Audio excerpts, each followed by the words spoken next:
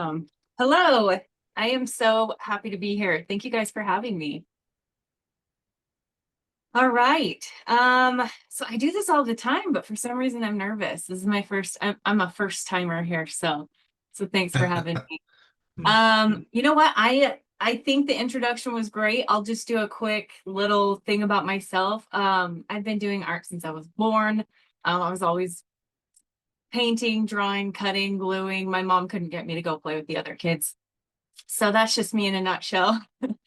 I'm a Daniel Smith brand ambassador. Very honored to be so. And I love to paint anything. But in 2020, kind of during COVID, I started painting animals. My dog passed away. So kind of a sad event turned into my pet portrait career.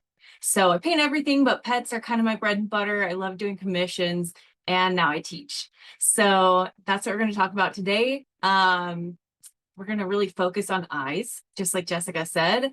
And so, let's see. Somebody said closed captions aren't on. I'll let you worry about that. Sorry, I'm going to close the chat so I don't get distracted. Anyway, I'm really happy to be here. You guys can ask me any questions you want, even interrupt me, because I will yak your ear off this whole time unless you stop me. So feel free to ask questions. And if I need to clarify anything, just let me know. So with that, if anybody has any questions, ask, and I will switch over to my desktop. All right. Let me zoom on out for a second here. Let me know if you guys can hear me good and all that. So up in the right-hand corner, I have put the reference. And as you can see, I have zoomed in on the eyes because today the eyes are the star of the show. The eyes, as they say, are the window to the soul. And I really love painting eyes. And a lot of people have expressed to me that they've feared painting the eyes, and they'll often save the eyes for last. So I just want to help you get over that fear and jump in with the eyes first. So that's what we're going to do. Really quick. I know Jessica explained the supplies, but I just figured I'd kind of show you what I've got here. I've got 4 colors I'm going to kind of focus on today. And these are colors that come in many brands, but I have to say Daniel Smith does it best. So I've got quinacridone gold, burnt umber, ultramarine blue, and neutral tint. And I chose those colors for this specific demo because I want people to be able to use what they have. I'm a huge proponent of starting where you are, using what you have. And then, you know, as you get better and as you grow in your craft, you can start investing in the best supplies possible. And that to me is Daniel Smith. So I have my dot card here. I've got it both just kind of what it looks like when you get it, and then swatched out so that you can kind of see what the colors look like. Now, I'm not going to go over every single color on this today. I don't know that we'd have time for that, but I will kind of talk about alternatives to the colors I'm using today that are on here. So those 4 colors I just mentioned are on my dot card, as well as some more unique alternatives. So for example, ultramarine blue, most brands have it. Like I say, Daniel Smith does it best because I'm kind of biased, but King's Royal Blue could be a fun alternative that not every brand has. Quinacridone Gold is great, but quinacridone Burnt Orange is kind of a knock your socks off. You can see it's deeper, it's more red, gorgeous color. So I'll play around with those today so you can kind of get an idea. If you've got this dot card, you're gonna have a lot of fun with it. So I almost forgot my tape. When Jessica said tape, I was like, oh, shoot. And I hurried and grabbed my tape. I'm using a block today. So I'm using the Stonehenge cold press, Stonehenge Aqua cold press. And I've got a big block. So this is like a 12 by 16. And I have it sectioned off the size of what your paper is, which is 9 by 12. That's why I'm not taped down.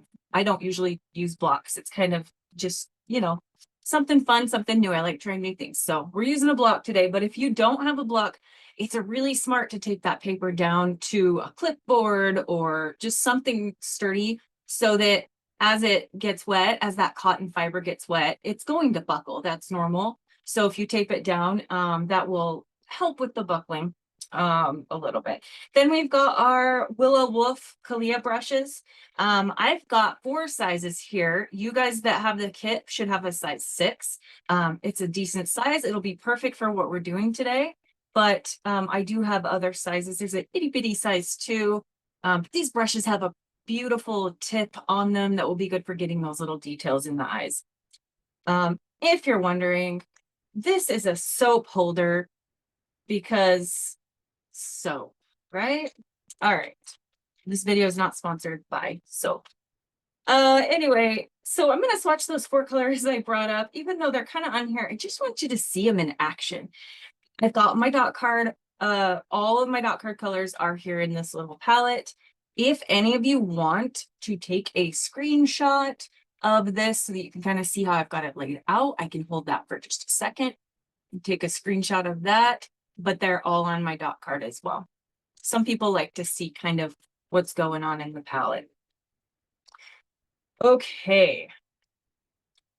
And then I do have some watercolor sticks here. Daniel Smith does carry these 4 pigments I'm going to talk about in sticks. They're kind of fun. So I can show you that as I go. Now, as Jessica said, you should have sketched out your reference. I traced mine. I actually use an app that kind of uses your phone's camera to show you the image through your phone's camera, and then you can draw it. Because I really wanted to make sure to get all these little eye details. We need to see every little eye detail to get this right. And I'll explain it as I go. If you sketched it freehand, that is totally fine. I love that. I think that's really important to practice our sketching. Once you've got it sketched, it's really good to kind of lift some of those lines. This is what I love and use, the Faber-Castell kneaded eraser. This one's brand new. I'm not going to open it because I keep mine in this little tin on my desk, ready to go. And I just found out they come in different colors and I'm totally flipping out. So they had like red, blue, and yellow. Oh, just too fun. So sorry guys, I'm going to zoom us on in. You get to look at my hand for a second there. Zoom you in. Okay. I like to just take my eraser and gently roll it across the paper. I just use a regular old, this is a Sakura, just a mechanical pencil with generic lead in it. Nothing fancy. I don't use a soft lead because I don't like how the lines will kind of smudge, if you will. Now today we're not going to worry too much about all the fur. We've got our nose down here. This dog is laying on a kind of like a dog bed or something. I really chose this image because of these fantastic eyes. And that's our focus. So we're going to lift those pencil lines. If you pressed really hard, it's going to be a little harder to get those up. We still want to be able to see the lines. I don't want to see more pencil than I'm seeing watercolor, if that makes sense. Okay, so got that. Okay, I'm gonna, you know, I said I was gonna swatch. I'm not gonna lie to you guys, I'll swatch first. So I just put a dot. This is pretty wet. I just did this morning. So I've got a dot of each color. I'm gonna grab my size 8 really quick. It's my size 8 Kalia round. These brushes are really snappy.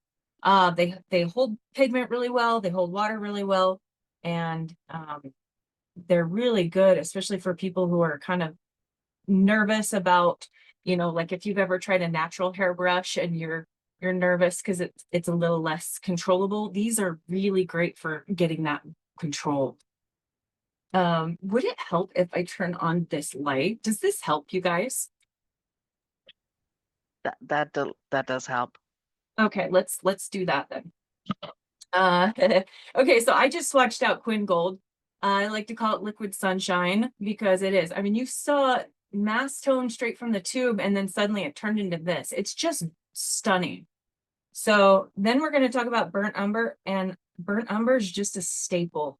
It's a staple.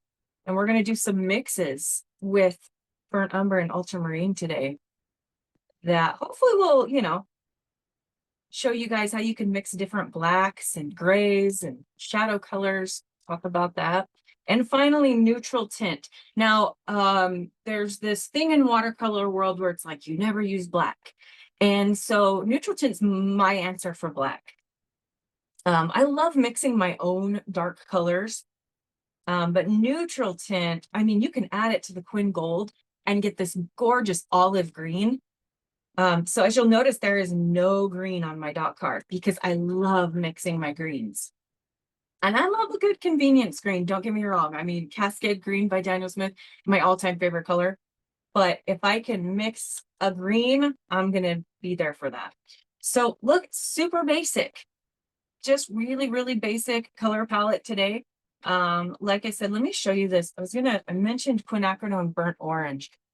This is another of my favorites. It's kind of a sibling to quinacridone gold.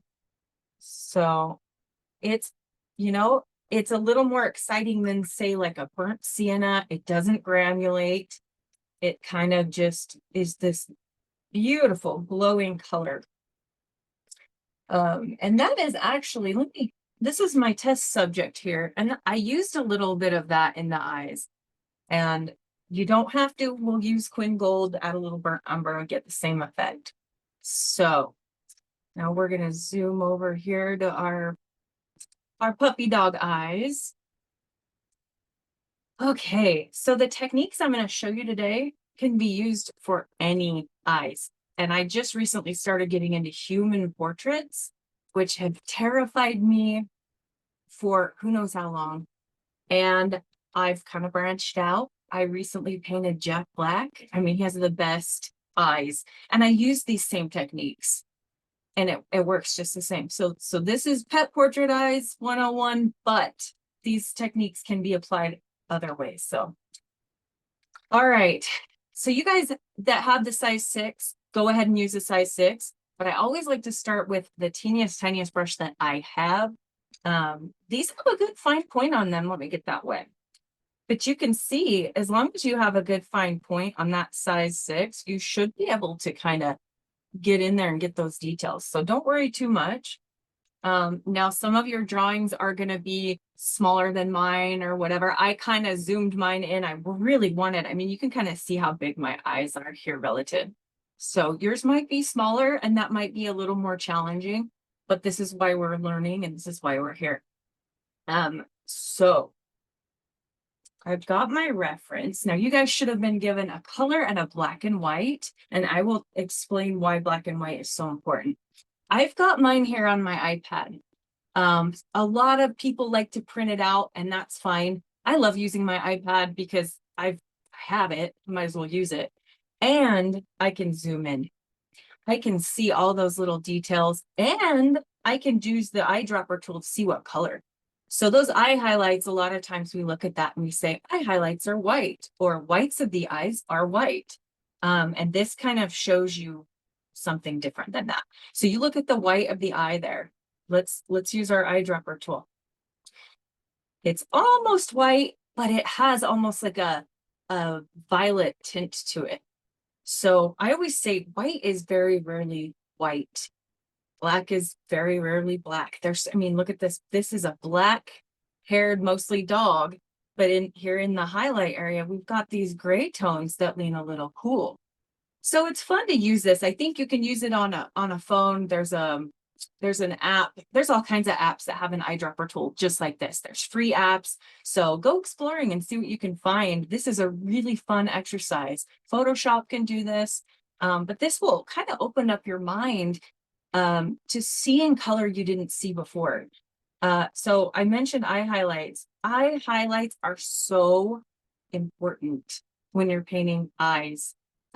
It helps us see that they're round, first of all, because you get this little curvature here. Seeing how this is really bright and then it goes darker as it's shadowed, and that gives it depth. So eyes are just so fun to look at. If you ever have a chance, look close up at a horse's eye or a goat's eye. It's like a universe. And that is why I love to paint eyes so much. Okay. So all it is shapes. We're looking for shapes and we're looking for values. I like to start with the lightest area first, and I will work on one eye at a time. I think I'd like to start with this eye mainly because I'm right-handed, if I start with the right eye and then I move to the left, odds are I'm going to drag my hand through the right eye and make a huge mess. So I'm actually going to start, I'm going to start with the left eye, just to keep my hands out of it. If you're left-handed, start with the right eye and move over. I have a student who is left-handed. So, all right. So the first thing I'm doing is I'm looking at those highlights. Now you should be able to have your reference photo to look at or look up on the screen at mine. Hopefully it's not too small. But I like to look at those highlights. Highlights are often blue. That is why I have that King's Royal Blue on my dot card, because it's kind of a hazy, milky blue. And oftentimes when a person is taking a picture of their pet, the highlight is reflecting maybe the blue sky, or it's reflecting, you know, indoor lighting. It's generally blue. So that is why it shows that. And you can do the same thing with ultramarine. You can actually just water down some ultramarine here and get kind of a light milky blue. It's the same, you know, when it's this small, you know, it's small potatoes. It doesn't matter as much. So what we're going to do is, just looking at the eye highlight there, we're going to just get it wet just within the boundaries of the highlight. So, you know, a lot of artists talk about wet and wet, and that to me is giving a boundary, because the paint will only go where the water is. When you drop the pigment in, and I'm zooming in on, I'm going to zoom in for you guys. I got like a new tripod thingy and we're still learning. So, when my boys were really little, we lived in a little neighborhood, a little cul-de-sac, and my husband and I would give them boundaries. We'd say, okay, you can ride your bike to that pine tree and that blue house over there. And that was their boundary. So when I'm painting watercolor, when we talk about water control and controlling the paint and the pigment, we've got to give it boundaries. And that happens when we put water within a shape. So we've got it. We don't have a ton of water. You can kind of look at it from the side and see the shine, so that you can tell how much water. You don't want so much that things are just running all over the place. Just get it a little bit wet. Now I'm going to show you my palette as I do this, because I think it's really important to see how much paint I'm using. I'm going to grab some ultramarine, just because that's what you guys are bringing to the table today. There's different consistencies. You might have heard of like the butter, milk, tea comparison, and I like that, but I feel like tea isn't the last one. I have one I like to call dirty water. And basically what dirty water is you've got water and then you've got just a slight tint. It's water, but it's just slightly tinted. So that's what we're wanting. I mean, for this eye highlight, we want it so light that we're just barely giving it a tint. It makes a difference in the final painting. You see that? I barely did anything. And as we all know, when watercolor dries, it likes to lighten up on us.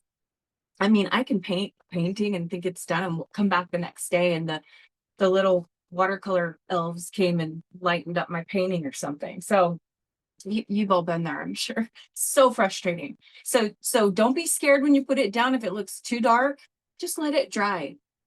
I think a lot of times we panic and then we grab our paper towels and then we try to pick that pigment up. And if we just be patient and trust the process, most of the time it's fine. You can, if it's not dark enough, you can layer again. If it's too dark, you can lift it. And so there's things that you can do and techniques you can learn with that. So one of the things I don't know if was mentioned is I like to use like a little blow dryer. I like this little heat tool because it doesn't push the paint and water around. It's just kind of gentle and it's super quiet. So I like to dry between sections. It's really important. That was one of my frustrations when I first started watercolors. So why is everything running together? Oh my gosh, what's happening? And then I found out, oh, you got to work in layers and you've got to dry the adjacent sections that you're painting. So if this was to be wet and I was about to come over here and do the pupil, that's all just going to run together. So just make sure to dry it.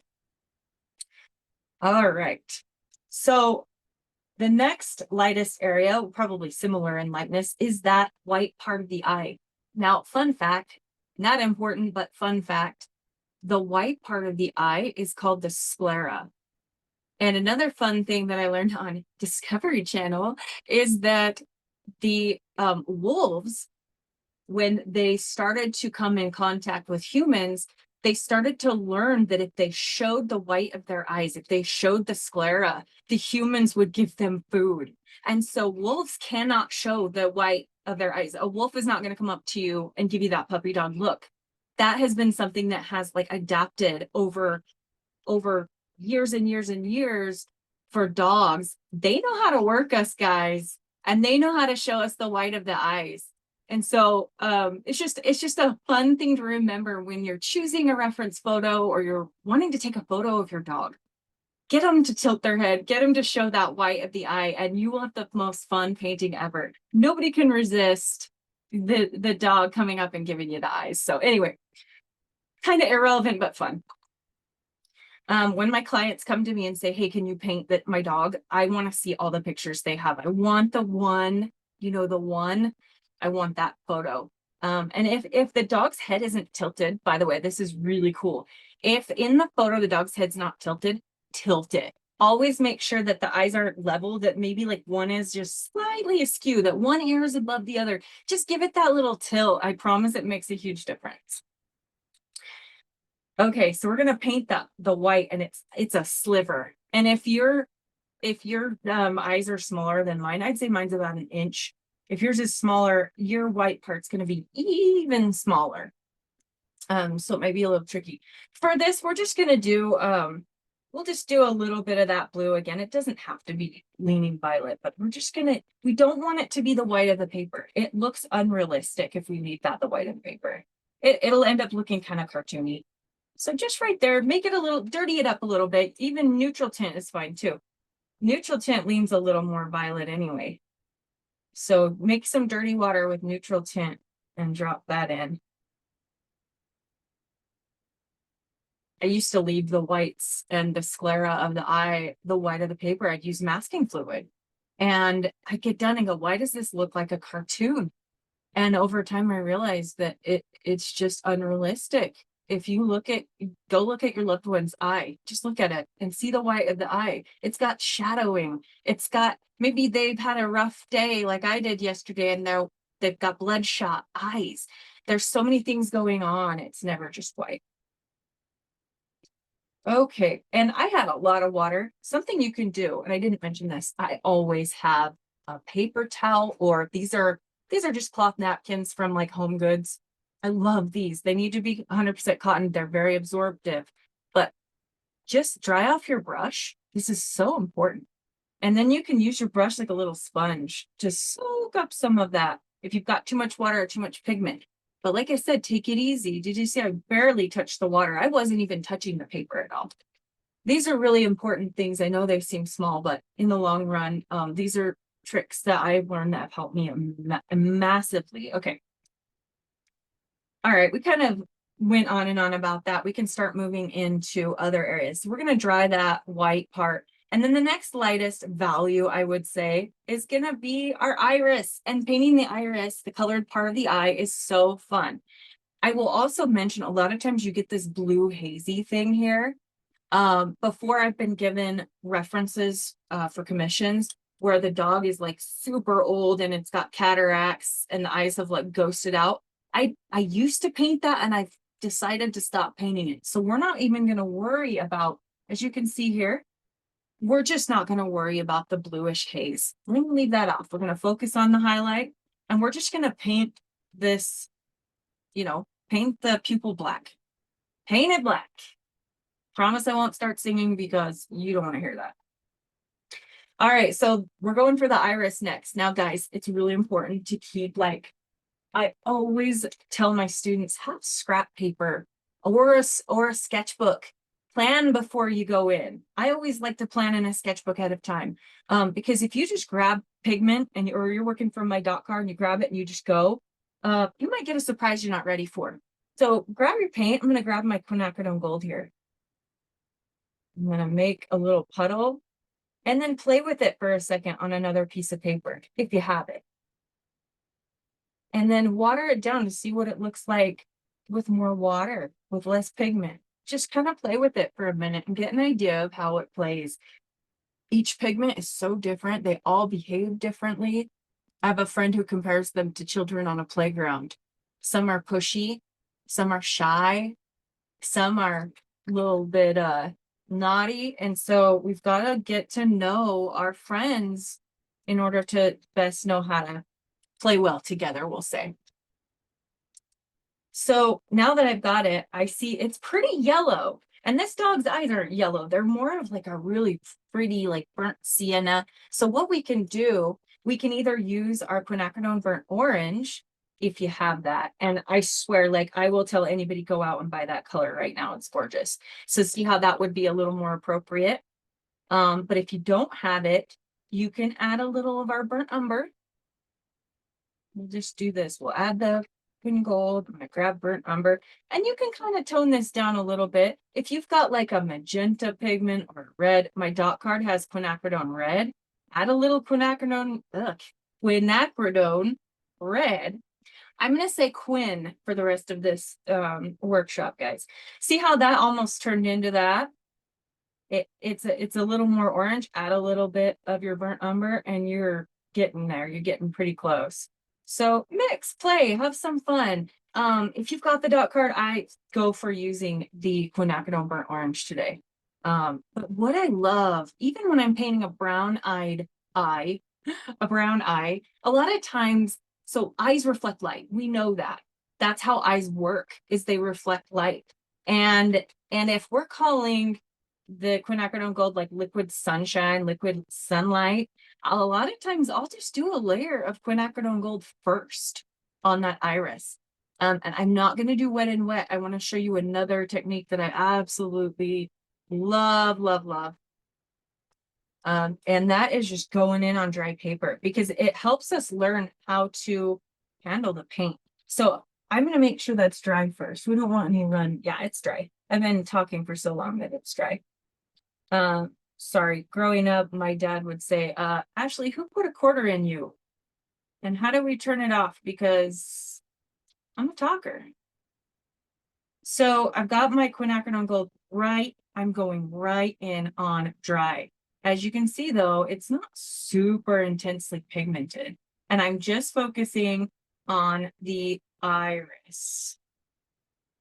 Very intentional the way that I draw my lines. I'm looking for shapes as I'm either tracing or sketching out. Either way, you're looking for those shapes so that you know, okay, we've got the black part, we've got the darker black part, we've got the sclera, we've got the highlight. And as you paint eyes, you'll start to notice those similarities in every eye that you paint.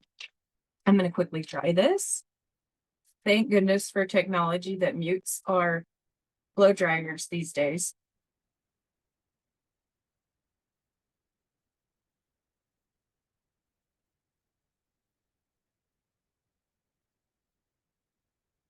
I see a comment or a question. Hannah, I hope I'm saying that right, asked if I could go over how to trace the image using the app. I'm not going to do that today, but I do have a YouTube channel. Not trying to promote myself or anything, but search me up and I do have a video on how to do that. So it's a great question. It's a great reference. There's so much technology out there that you can use to help you with your art. Okay, so that's dry. And as we can see, it's not anywhere near close to what we want, because if you look at this little iris here, it's got like a dark edge around it. And then the actual pupil isn't a hard edge. It's kind of blurry and it blends in a little bit. So we're going to create that. And we're going to use our burnt umber for a little bit to create that. Now, I know it looks black. I don't usually go in with a dark black. I usually test first. I go, okay, if I layer, and you can do that on your sponge too. Do you know what I just did? I felt like I had too much water. So I grabbed my towel and I just barely went like this and swiped across it. This is water control to me. Just having that towel handy. You can paint it down. You'll know if there's too much water. But what we're going to do is put down the brown along the edge of that quinacridone gold, quin gold. And then we're going to clean our brush, tap it on our towel, get rid of the excess water. And we're going to do something that some artists call it, you can't have too much water. You have to just, it's called pulling. I call it feathering, blending. There's different ways of calling it, but you're basically softening that line as if you were working wet and wet. See that? This is a really fun technique to play with. So let's do it again on this side. Let's play with this. So I cleaned my brush, tapped it on my towel, got rid of the excess water. I'm just using kind of the tip of the brush. And you can pull pigment too. You can soften it, but you can also pull it. And this is something that takes a little bit of time to master. If you see hard edges, keep washing your brush, keep cleaning it, because as you go, you're picking up that pigment. And if you don't clean your brush off and wipe it every now and then, all you're going to do is mash pigment around and you're not going to really get anywhere. But you can see how that's just really yellow. I really do suggest, if you have the quinacridone burnt orange, we're going to use that here in a second. I want to do this first though, because this will create a wet surface for us to drop the quinacridone burnt orange into. And I'll show you what I mean by that. This is damp now. And now we can take, it's not damp. It's dried too quickly. Let's get it wet again, shall we? I really think that playing is how we learn the best, and just not being scared to mess up. And I've been there, I've been scared before. So get a little bit of your, see, I've got that here on the side. Get that, and we're gonna just drop it in. Now we don't want to just take our brush and go crazy. We're dropping it in, because when you look at that dog's eye, it's got like, I don't even know how to explain it. Pupils and irises they've depth to them. And you can just, go along the edge, make it darker along that edge. I know that this does not look like an iris. I'm just trying to demo how we're going to do it before we do it. So let's just do it. So remember, we talked about using our burnt umber. If you want to darken it, I love mixing ultramarine blue with burnt umber. That will give you a black or a gray, depending on how much of one or the other you use. Try mixing the two. Daniel Smith has a color called Jane's Gray, and that's what it is. It's ultramarine and burnt umber mixed together in a convenience color, and it's great. However, I like mixing my own most of the time, because I can add a little more brown if I want this to be a warmer gray. I can add a little more blue if I want it to be cooler, and I have control over it. So let me show you what that looks like. I've just created my own black. Check it. How cool is that? And then if I bring some water in, you'll see that it becomes gray, and it's almost perfectly neutral. It's not leaning warm or cool. But if I add a little bit of brown, a lot of brown apparently, my goodness. See how it becomes kind of warmer, like a Van Dyke brown, which I do have on my dot card, by the way. I just think it's so fun to learn how to make these colors. So yeah, if we want to just go ahead and go, see, this feels like this brown feels a little bit too light, and we're gonna have to layer anyway. So maybe just add a little ultramarine to your burnt umber. See where it takes you. See if you can get it a little darker. And then remember, this is dry. I am gonna go and line that. I hope you guys can still see while I'm doing that. And I am using the size 6. I'm being brave. Because this is gonna be our pupil anyway, I'm not scared to fill it in. Our pupil is gonna be dark anyway. So let's just go ahead. Let's just use that, shall we? And I will say, even though I plan out my paintings ahead of time, it doesn't take away the fact that, like, you have to adapt. You have to make decisions as you go. It's just part of the process. So I'm going to go ahead and just take that dark color and bring it there. But before I go too far, and as you can see, I'm leaving the really dark area. So we've got a really dark center in the pupil. I'm going to leave that for a second, because before this dries, I've got to soften this.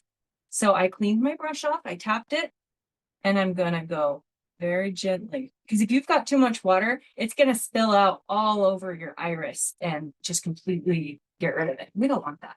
You just want to soften it enough that it's not a hard edge. See that? It's just a delicate little, like, it's like a little ballerina dancing on your, like an itty bitty ballerina. I don't even know what I'm saying, guys. Never have I ever used that analogy before, but it felt right. And as you can see, we are all here to make messes. It's all good. I normally don't keep my palette right here. I'm doing it for you guys. Okay, so you can see how that kind of gave us that effect, but the eye still looks too yellow for me. It's bugging me. So get in there, grab your dot card. And if anybody it doesn't have a dot card for some reason, grab a color you feel like. Maybe grab burnt sienna if you have it. Grab something that's a little leaning a little more into the reddish area. And I'm just going to go ahead and start adding it a little bit. Now your paper is going to be, some of it's going to be wet and some of it's not. I'm just going to go taking it easy. See how I've got dry, some of it's got dry, hard edges. Now you're going to clean your brush off, dab it on your paper towel, and then you're going to soften that out. Just keep wiping that brush off. Keep cleaning the brush off. Don't just go try to do one swipe, because what you'll end up having is just a big mess. Now, when it comes to fur, I have a completely different way of going about it. So this is how I do eyes. And it's so fun because I'm really tight and detailed with the eyes and kind of the nose. But as we get into ears and fur, which we probably won't today, I'm really just focusing on eyes. But I will tell you, I get really loose. I get really fast. That sounded wrong. Anyway, and I use a really big brush. So the brushes get bigger as I go. But you know, right now we're just going to get this eye. And I promise you, when that eye pops off the paper at you, you're going to just get addicted to it. It's so fun. So I didn't line the outside yet. We will need to.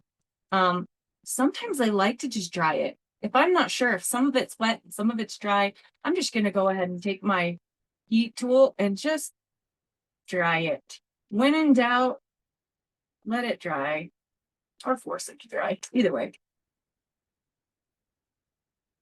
All right. Let me clean off the paint clinging to my arm.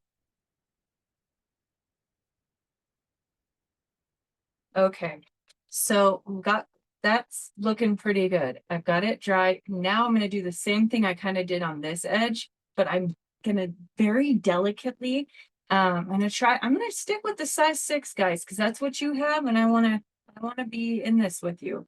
So normally I would probably bump down to a smaller brush, but I'm going to just barely use the tip, and I'm going to just very gently drag that dark. Remember we made that dark brown? We're going to just drag it and keep looking at your reference as you go. Right here, it's really dark. Just keep your eye on your reference. And I haven't mentioned the black and white yet. The black and white's fabulous for making sure you've got your values right. I'm sure I'll get to that in a minute. Now I've cleaned my brush. And I'm playing with that line. I don't want it to be super hard, but I also don't want to turn it into mush. So I'm just going to barely kind of like pick some edges, soften us up a little bit. If you went too far and you feel like you've lost the glow of the eye, you can actually grab a paper towel, dry it first, of course. It's really important to dry it before you try to lift. You can lift while it's wet. That is a technique. But if you're halfway dry, I just say go ahead and dry it. So let's say I want it a little bit lighter in the glowy part of the iris, and you'll want to look at your reference to look, okay, where's the glowy part that I want to keep? Let's say it's here. I'm going to take my damp brush, not wet, just damp, and I'm just going to run it along where I want to lighten. I'm going to take a dry paper towel and I'm going to press on it. And you see how that came up? Oh, sorry. See how that came up? So cool. And I lightened it up. And you can keep lightening it up. There are paints that are more staining than others that are harder to lift, but you could keep lifting and even pick a different color to go in that spot if you wanted. I love this technique. I'm gonna zoom out a little bit so you can see that a little better. Yep, I've got Mr. Clean Magic Eraser. I've got the Eradicator brushes. You know, you can buy all the fancy things, but at the end of the day, I always tell people to learn with the most basic materials you have. And obviously I'm making a mess, but you know what? I know how to lift. So I've even got these magic eraser sheets from Amazon. They do the same thing, but I mean, paper towel, these are great for lifting, like really heavy duty lifting, but you got to be careful. Some papers tear easier than others. So, all right. So I've done a little lifting. I could essentially go really, really light and then drop in my quinacridone burnt orange. Watch this. And I can even change the color. And that's kind of what I wanted to show you today. It's really important to make mistakes because that's how we learn how to fix them. And then you go from, oh, I'm really good at fixing mistakes to I have all these tools in my tool bag, and they become techniques rather than how to fix a mistake. It's a technique. And lifting is such a valuable technique. And our friend Bob says there's no mistakes, just happy accidents, right? I learn more from my mistakes than from any success. You know, there's been times I've had successes and I can't explain why. But when I fail, I always work really hard to make sure to figure out what went wrong and how to fix it. It's really valuable. Okay, so now we've got the center. Now, neutral tint, if I just want to go straight in black or straight in really dark, grab your neutral tint and just get in there, and we'll make sure to leave the highlight. That's important. You can use masking fluid if you want to keep the highlights, but I actually don't anymore. I feel like when you use masking fluid, you have to then figure out how to like soften edges and things, and it just becomes an extra step. But try it. I never want to discourage anyone from trying something. I think it's fun to try all the different options, see what's out there, see what works for you. Maybe masking fluid will be the answer you've been looking for, even though it's not for me. Okay, so do you see how now painting everything around the highlight still looks so white? Isn't that nuts? And I promise you this, as we finish this eye, and if we were to just paint this whole dog, by the time you get done, you're gonna have to come back in and darken the darks. It's just, it's like the nature of it. I swear, I always just plan on having to come back and darken up the darks. It's just part of the deal. We're so close to this eye being done, but there's more to eyes than just the actual eyeball part, right? So as you look at your reference photo, you're going to see the water line. I'll show you here. This little baby's got eyeliner right there. So you can see right on the outside of the white, the sclera has a dark line. You want to make sure to get that in there. And then this. Now, I like to look at it as a shape. And what I see is this is all black. We've just got this shape right here. And if I had $1 for every time I accidentally painted on my iPad, I'd have a lot of dollars, actually. So, all right, let's go ahead and we're going to just use our neutral tint again. I mean, why not? We've got it. It's black. It gets the job done. You can use so many other colors for this.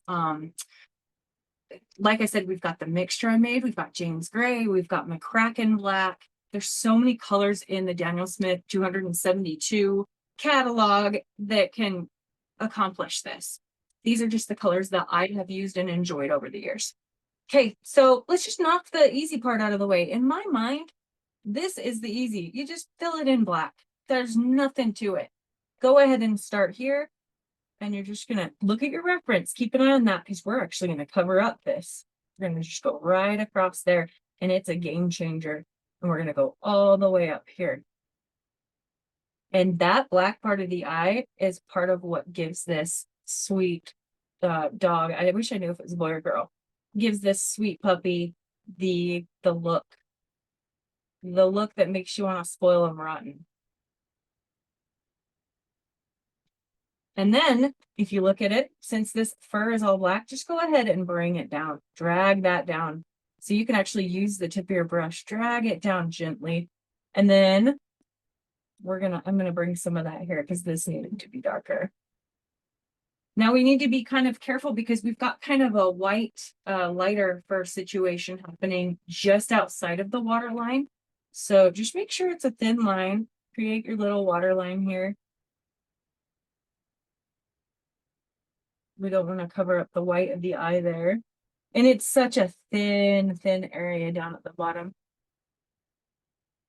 See how I'm kind of just using the tip of the brush and dragging. If you need to get more pigment, that's fine. I'm using very little water at this time.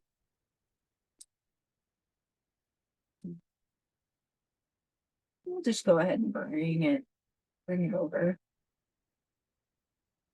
I left a tiny little white area, but I'm gonna dull that out a little bit.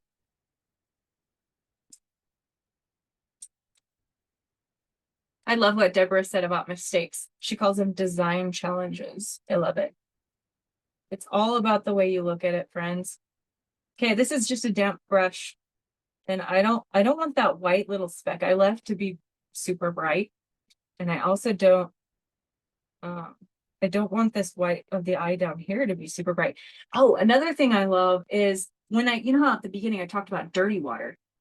I love using neutral tint when I'm not sure what color the dirty water is. I'm like, oh, this is vague, so vague. I will make dirty water using neutral tint anytime I've got like a white of the eye or a highlight that I'm not even sure if is it warm, is it cool? Just use that. Do you see how it just takes the paper down a notch so it's not so intense? We're just gonna do, if you need to, you can darken this area just a touch. And then my waterline needs to be darker.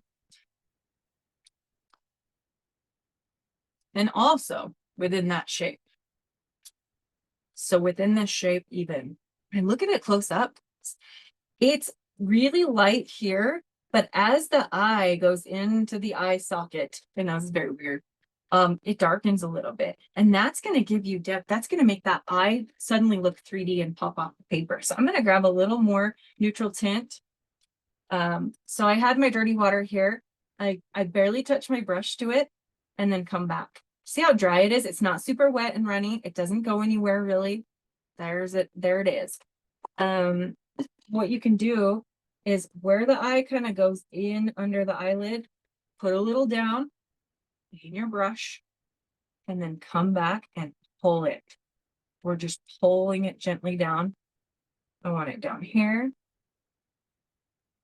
And then I'm going to leave it. And see how that gave us a little dimension? Kate, look at your highlight on your reference photo. I left it pretty basic. Even the highlight, the edges are a little bit darker. And that's what shows the shape of the eye. So we need to get a little more dirty water. So we've got, one time I didn't explain dirty water very well to a student, and she was literally using like her dirty paint water.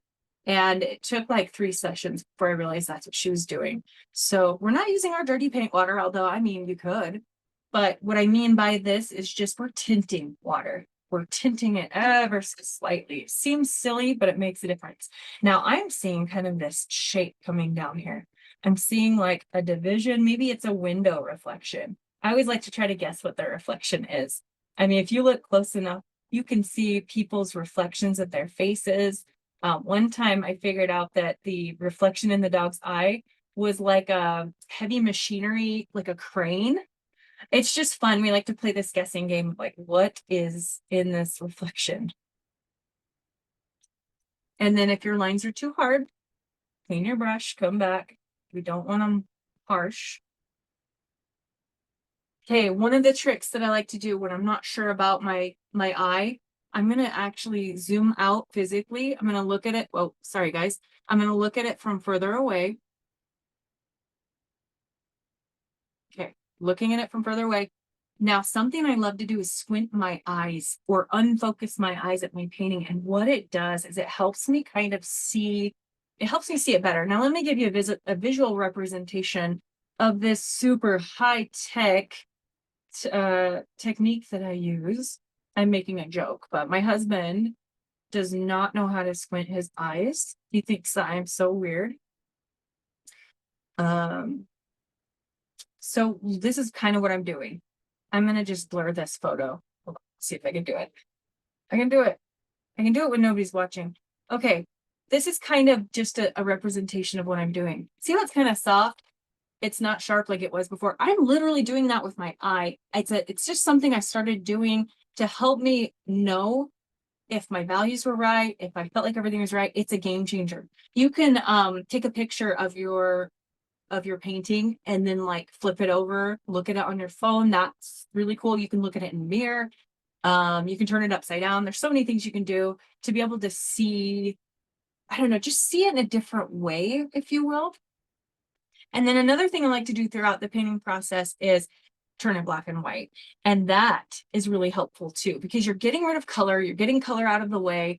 And a lot of times when you've got something that has red in it, it's a mid-tone.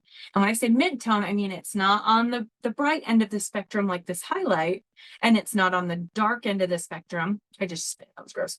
It's not on the dark end of the spectrum like the pupil. It's just kind of a mid-range. And when you look at this iris, it's just kind of in that gray area we all struggle with, those darn mid-tones. So looking at it in black and white really helps you to see, okay, these eyes, they pop, they're exciting, but they're not necessarily super bright per se. Maybe this one, you get a little bit of brightness along the edge. But I tell you what, it just helps turn my brain inside out a little bit and helps me see it a different way. So there's that. All right, how are we feeling about our eye? Do you feel like it's 3D yet? Do you feel like it's kind of coming at you? If not, what do we need to do? Generally, I'll take a minute, I'll dry it, I'll go for a walk, I'll go get lunch, I will go to bed and get up the next day and look at it again. We don't have that luxury at this moment, do we? Some of you will. If you're gonna paint along to the recording, that would be amazing.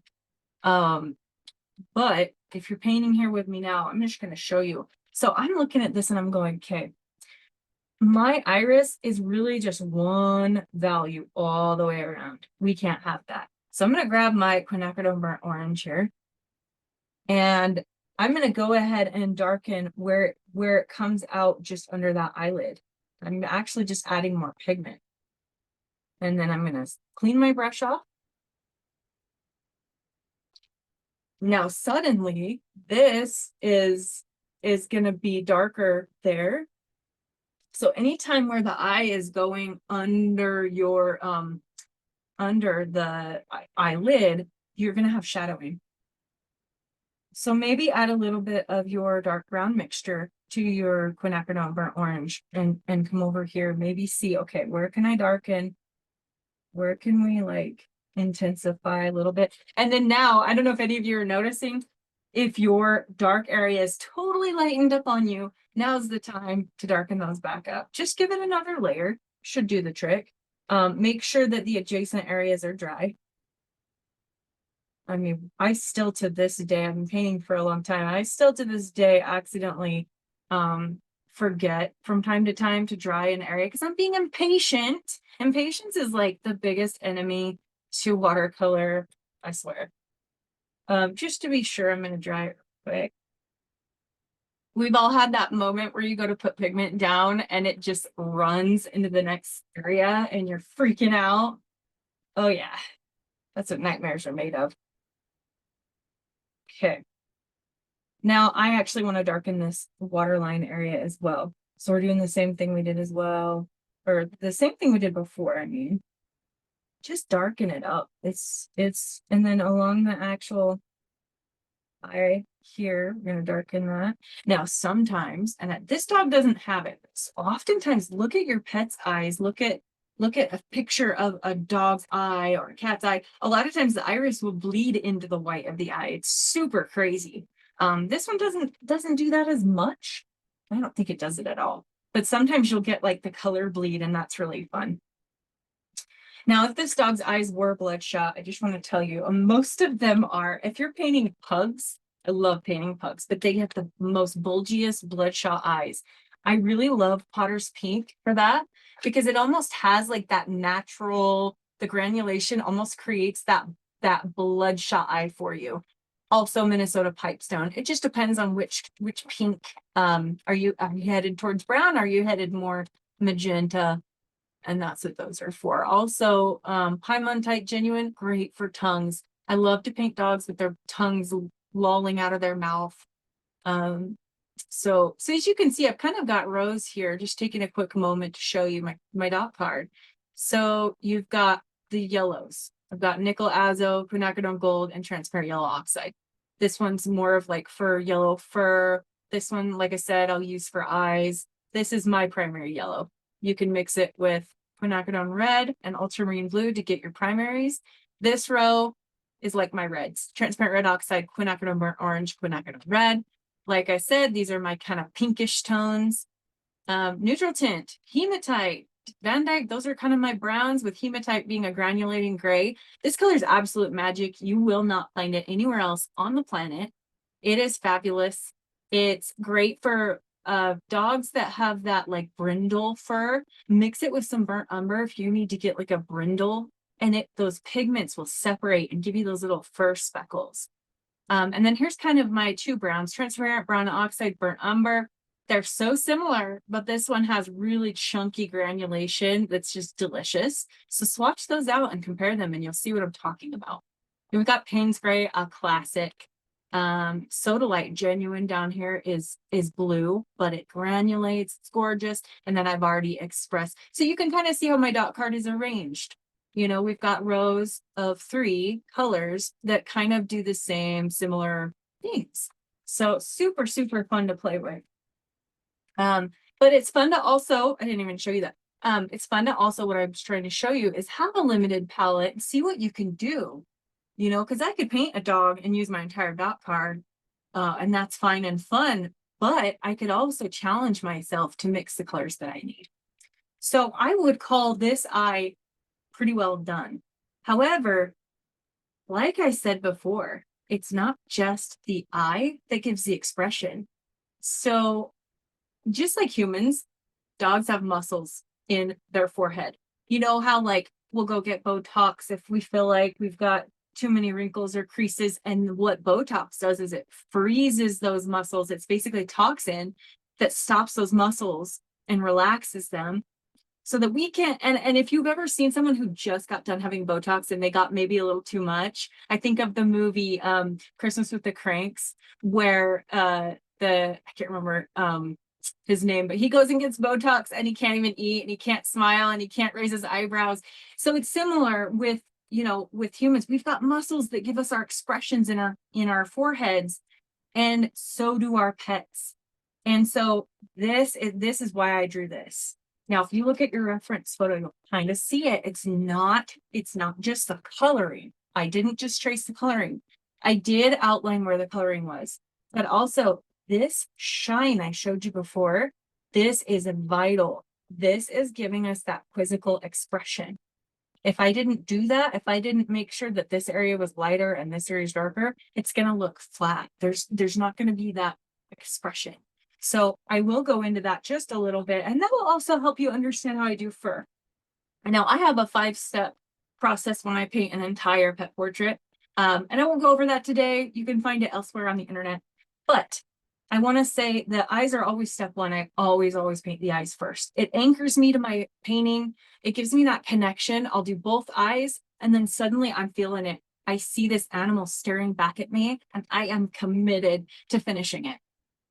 There's nothing like it. I used to save the eyes for last. I did all this work, and then if the eyes didn't turn out, I just wasted all that time. Not necessarily. I don't think any failed painting is a waste ever. But I do like to get those eyes looking back at me before I go any further.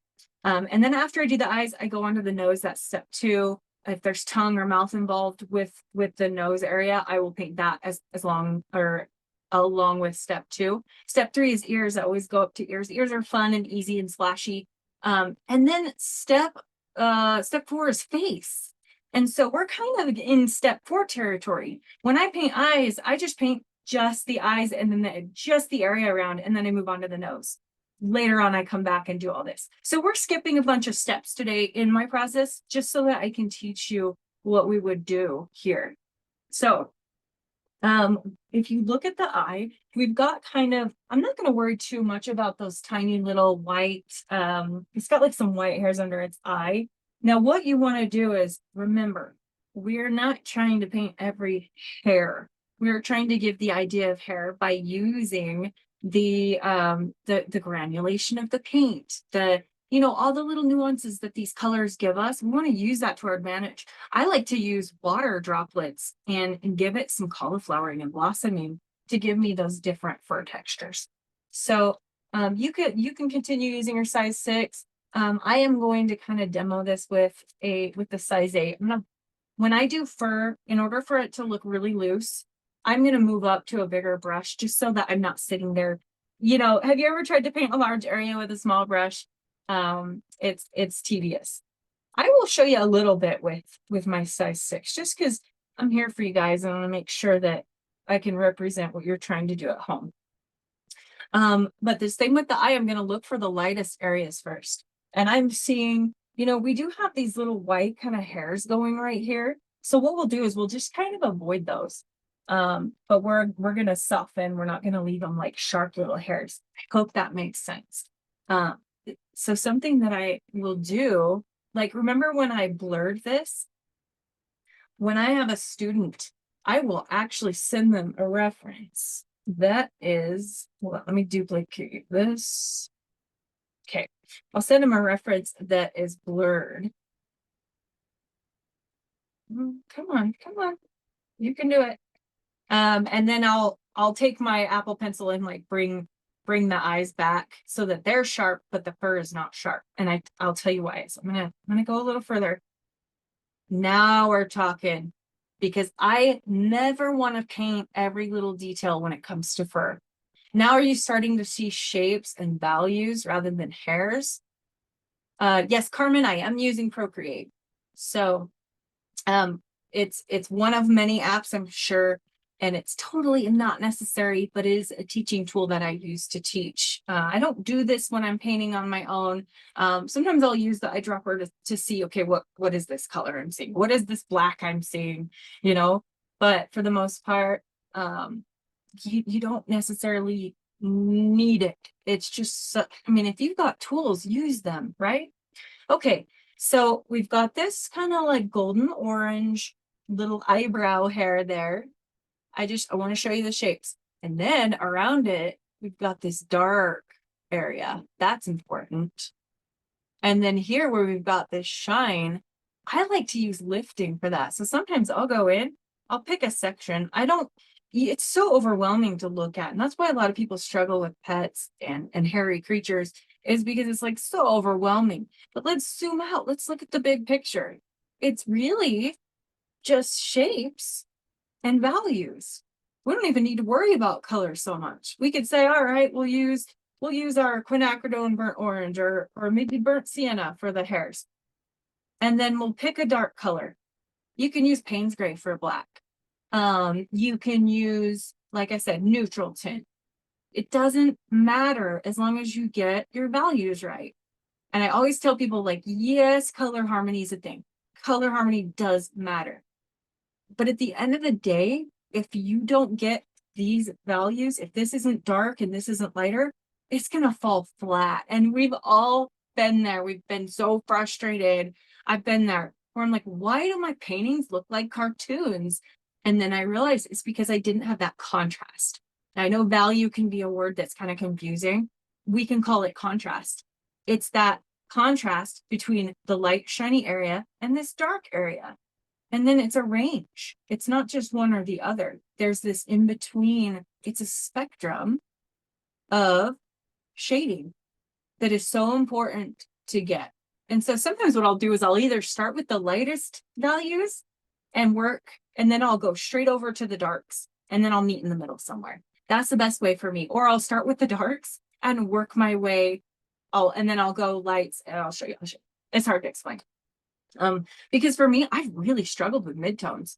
I've struggled getting that like in between. Like we've got our lightest areas, we've got our darkest areas, and it's like, okay, I got those, now what?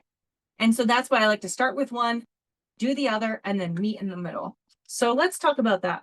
I like to get the colored area done first. And if we look at our black and white, we can kind of tell where it is in the value range. You can definitely tell that the colored area is much lighter. So we've got these cute little eyebrows there. So we'll do that first. And you can do wet and wet for this. It's totally fine. You're just going to wet the area. And remember, these lines are just a guide. They're just a map. We're not trying to sit here and be perfectionists. We want it a little bit outside of the lines here and there. And then you're going to pick your color, test it out. You think it's good? Does it look like another reason I like using these little scrappy scraps? These are I make sketchbooks from time to time and I end up with all these little bits. So I use these. But another reason these are cool is if I'm trying to pick a color, I can actually hold it up and go, yeah, that looks good. Or no, that doesn't work. So it's just a fun little tip. Love using a sketchbook too, because then you have a record. I will even label, I should have brought one of my sketchbooks to my desk, but I'll even label things and write down color mixes. So I actually, this paper dries, or actually I've got an air conditioner running too, but I think this paper dries a little bit faster than what I'm used to. So I'm gonna just re-wet that, make sure it's shiny. Look at it from the side. Is it shiny? There's different levels of wetness on paper. There's like super, super shiny, glossy, that's too wet. And then there's a happy in between area for doing wet and wet. So I don't want to go too dark too soon, but I also don't want it too watery, and then I'm gonna have to keep layering. But you'd rather end up layering, right? Wouldn't it be easier to keep going back and layering than to have to sit and scrub up paint? I feel like it looks a little more natural when you layer versus having to sit and lift it. So I'm not just gonna go like this. Sorry, 1 second. I'm not just gonna go like this back and forth, back and forth, back and forth. I never paint like that. I feel like I'd much rather put down water. I'd much rather drop it in. That's what helps it look natural and flowy. Sometimes I even leave a little white of the paper showing here and there, and I'll tell you why. It was Thomas Schaller. He was doing a demo for us on Daniel Smith a little while ago, and he said something so profound. He said that leaving a little white of the paper showing is how your painting breathes. And I was like, oh, I'm suffocating my paintings. And so I have started doing that, as you can see here. Now, this isn't one of my favorite paintings I've ever done. I did it really fast, just trying to quickly do this, demo it out. But look at this mess. I love this. I'm here for this mess. If I was doing a pet portrait, I'd probably go a little further. I just wanted to make sure the eyes were good to go, and the rest of it's still kind of unfinished. But can you see how, there's just little bits of white showing here and there? If you don't want to do that and that's not your style, then don't. I just think it's fun to try it. It's fun to see how you feel. Do you see how messy that is? I do not want a perfect swatch of color there. I want it. And if it looks too speckly to you and you don't like it looking splotchy, this is something I do too. I get a little water on my brush, like maybe a little droplet, and I drop water in and make it, just manipulate it just slightly. This works really well if you've got a pet that has kind of that painted like a basset hound, where it had black, white, and red on its face. And some of the hairs were red with white specks of hair in it. And that's how I created the effect. I left a little more white than I did here. And in this case, we've got little specks of the darker color within it. So we'll do that in a minute. We'll do that kind of on dry as we go along. So let's go ahead and dry that. Normally when I paint dog eyes, it happens pretty fast. When I'm teaching, I really like to spend the time to make sure that it's helpful. I hope that some of these techniques are helpful to you guys today. So like I said, I'm going to paint this area now, and this is kind of small. If you want to turn it on its side to get bigger strokes, because we don't want to sit and paint little hairs. That is not what we're here for. Remember, we're not going to think of it as hair right now. We're going to think of it as shapes and values, and we're going to try to paint it in a way that represents that. I am going to do, remember how I showed you my wet and wet, and then I showed you my dry when I go on dry, and then I blend. I'm going to show you that right now again, because it's my favorite technique. I feel like I have the most control when I do it. I actually could go a whole bunch of different ways with black. Like I said, we could do Payne's gray. We could do our mix of ultramarine and burnt umber. That one's really fun because that's what you get here. Do you see how they separated? It's really cool. This is a mess. This is honestly like I love, you know, I can be tight with my paint, or I can be crazy. It just depends on the mood I'm in. But I'm just gonna find a happy medium for you guys. Let's just use our neutral tint for this dark area. See how we like it. You can test it on paper. Now, neutral tint does not granulate. You need to know these things, because if you want all that delicious granulation where the pigments settle down into the grooves of the paper, then you are going to sorry, I got sidetracked. I should not be reading the chat while I'm trying to paint, so I get sidetracked. Carmen said, do you ever splay your brush to get fur effects on edges? You know, there is one occasion where I do, and it's when I'm using a big fat. See how I was painting hairs? Do not do that. I'm pushing my brush down. I'm just gonna fill this area in. I use a big fat like calligraphy type brush, and I flatten it the tip so that it's flat. Okay, I've got paint down. It looks horrible, right? Like we would not want to paint like that. That's like a kindergartner. So we're gonna come in. I've cleaned my brush, and I am going to use the tip of it to go ahead and blend this out. Now we want to work fast. It's going to dry. If it dries, don't panic. You can always re-wet. But do you see how like I'm gonna kind of pull it down, and once it's wet, we can add more pigment. We're just kind of establishing right now.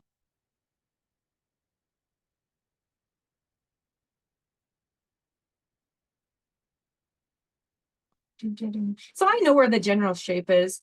It's okay to go further. You see how I'm just softening? I'm going to go inside and soften. Don't be too hard on the areas that have the like orange color, because you will end up lifting it. But I'm just taking the tip of the brush and kind of manipulating that edge a little bit. And we'll add some little black areas as well. Now, once you add the black, you start to see this is not dark enough. That's just the part of the process. Just the nature of it. You can go ahead and bring this over. I mean, you could keep blending out forever, couldn't you? I mean, you do this, but I'm just showing you my blending technique. I'm blending, I'm pulling, I'm washing my brush so much. My rag will be completely soaked by the end of this, because I get going really fast and I'm constantly dipping back in my water. I have two waters. I have a clean bucket and a dirty, just so that it's easier. Okay, it's wet now. Now we can do wet and wet. We've established it. Now look at your reference constantly. Like there's times I'll be painting and I'm looking at my reference and not even looking at what I'm doing. So that was a little thick, but we want to kind of like drop in our pigment, go fast. And you can also, this is really fun. If you are using your size 6, you can drag some of that pigment up like that. Look at the direction of the hairs, what direction they're going, and you can do that. I don't want to do that too soon, because like I said, I'm probably going to darken this one more time. We're going to do another. Now I'm demonstrating one eye today, but we have another eye and it's a little different. For example, it doesn't have the whites of the eye showing, so you won't need to worry about the whites of the eye. It's actually probably a little simpler than this eye. So it's good that I demoed this eye and not the other. But see how I'm just dropping that pigment in? And I don't care that it's doing that. It's all going to be fur at the end of the day. I just don't want a hard edge like that. So if you do get a hard edge, you can take a brush. And sometimes I don't want to use my nice brushes to do that. Somebody mentioned eradicators. They're stiffer. They've got like a little stiffer. You can use an eradicator. You just get it wet. Or just use an inexpensive brush. Now be careful. This paper doesn't love the eradicator brush. So I'm going to use instead, if I can find it, just use like a craft brush, like an acrylic brush. I just buy these little cheap acrylic brushes for this because I don't want to ruin my knife. See this beautiful point on this brush? I'm not scrubbing with that. Are you kidding me? Been there, done that. So if you get a hard edge, just get, you know, a stiff brush. You can soften it, but it doesn't matter. It's small potatoes because we're going to cover all that up.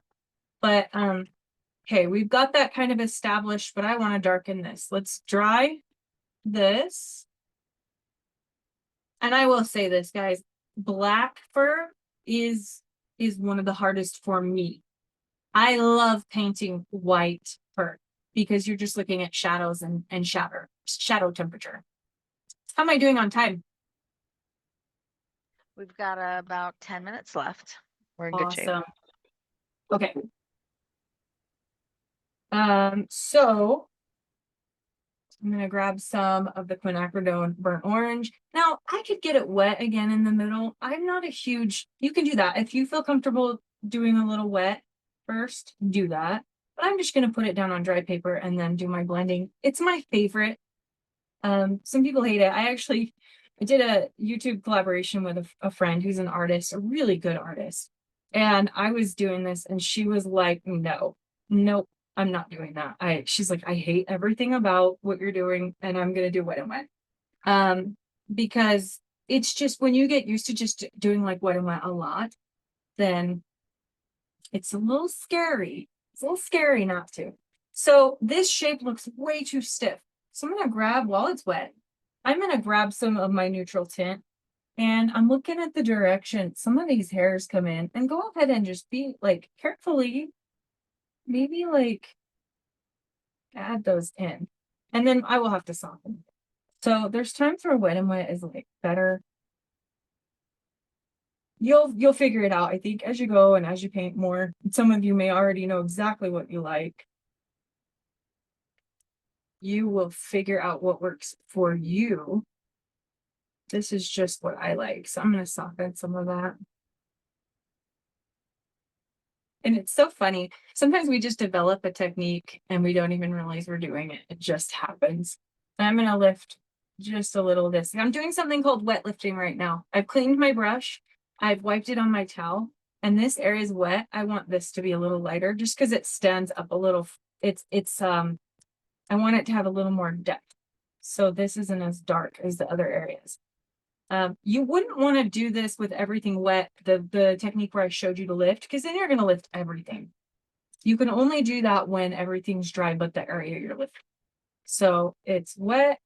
This is another good time to not destroy your nice brushes and grab one of these.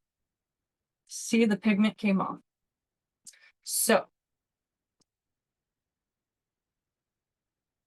and it's going to look weird. There's times it's just going to look weird. Like this looks like some sort of growth fungus in this poor dog's face.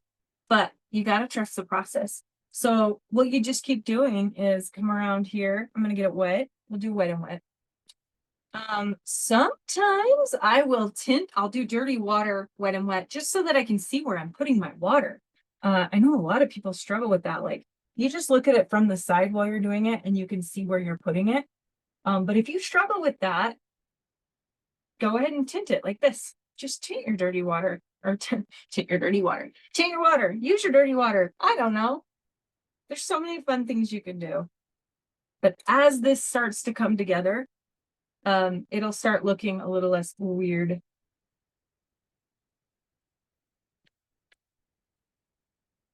I'm going to go ahead and bring black. I'm just going to go ahead and put that neutral tint down. Remember, it's going to dry a little lighter. I'm going to leave a light area there. I'm going to leave light under the eye. Because remember, this dog's got some white areas down here. Not just white, but like I don't know if it's a waterline or a marking. I'm kind of thinking it's a marking and then it has hair down here. Sometimes it's hard to tell. See how it's starting to kind of come together. We'll need to keep darkening. You'll just see how it just lightens it up on you. It's like, I'm gonna go with the direction of hair. And I have students who like to paint a little more hair texture. And I love that. I love that they just saying, this is what I like and this is what I'm gonna do. Okay, remember, we come back, we soften again, clean your brush. Now I'm trying to keep in mind that we've got a shine that's really important, but it's okay because even if we go a little further, we can lift it. Sometimes I'm just going within a shape just so that I don't forget where it is. This is Are you neutral. using the neutral tint? Yes. Okay. Yes, I am.